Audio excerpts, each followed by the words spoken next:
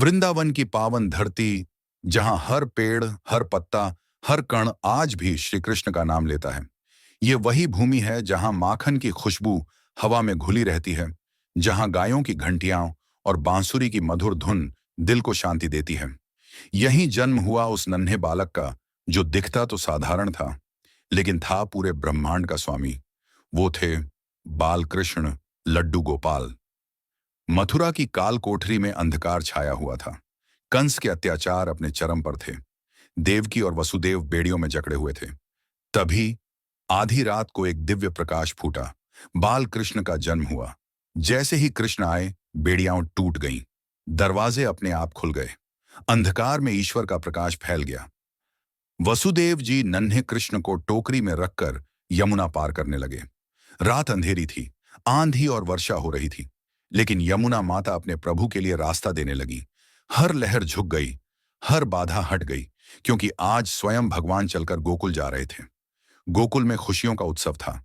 नंद बाबा के घर आनंद बरस रहा था। यशोदा मैया नन्हे लाला को देखकर अपनी सारी थकान भूल गई। किसी को क्या पता था कि यह बालक एक दिन पूरे संसार को जीवन का मार्ग दिखाएगा। नन्हे कृष्ण घुटनों के बल चलते हुए पूरे घर में घूमते। उनके पैरों की पायल मधुर संगीत बजाती। जहां जाते वहां मुस्कान बिखर जाती। यशोदा मैया बस देखती रहती और सोचती, मेरा लाला कितना प्यारा है। यशोदा मैया कृष्ण को गोद में लेकर लोरी गाती। कृष्ण अपनी बड़ी बड़ी आंखों से मैया को देखते। वो मां और पुत्र नहीं थे, वो प्रेम और ईश्वर का सबसे सुंदर रूप थे। बाल कृष्ण को माखन बहुत प्रिय था। मटकी चाहे जितनी ऊंचाई पर रखो, कृष्ण वहां पहुंच ही जाते। अपने सखाओं के साथ पिरामिड बनाकर माखन चुरा लेते। मुंह पर माखन, आंखों में शरारत। ये चोरी नहीं थी, ये प्रेम था। जब यशोदा मैया कृष्ण को पकड़ लेती तो कृष्ण कहते, मैया, मैंने नहीं खाया, माखन खुद मेरे मुंह में आ गया। मैया गुस्सा भी करती और हंस भी देती। एक दिन कृष्ण ने मिट्टी खा ली। मैया ने कहा, मुंह खोलो। जैसे ही कृष्ण ने मुंह खोला, यशोदा मैया ने देखा पूरा ब्रह्मांड, सूर्य, चंद्र, तारे, सभी देवता। मैया डर गईं, लेकिन अगले ही पल कृष्ण फिर नन्हे बालक बन गए। ईश्वर मां की गोद में सो गया। यमुना का जल विषैला हो गया था। कालिया नाग सबको डरा रहा था।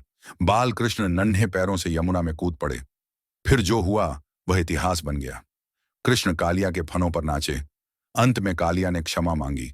कृष्ण ने कहा, जो अहंकार छोड़ दे वह मेरा है। इंद्रदेव को अपना घमंड था। उन्होंने भयंकर वर्षा कर दी। पूरा गोकुल डर गया। लेकिन बाल कृष्ण ने अपनी छोटी उंगली पर गोवर्धन पर्वत उठा लिया। 7 दिन तक गोकुल सुरक्षित रहा। इंद्रदेव अपने घमंड पर लज्जित हुए। गोकुल में फिर से शांति लौट आई। बाल कृष्ण बांसुरी बजाने लगे। आज भी जो प्रेम से पुकारता है, लड्डू गोपाल कृष्ण उसके जीवन में आनंद भर देते हैं। बाल कृष्ण हमें सिखाते हैं, ईश्वर डर से नहीं, प्रेम से मिलते हैं। अगर यह कथा आपके दिल तक पहुंची हो तो समझ लीजिए, बाल कृष्ण अभी भी आपके साथ हैं।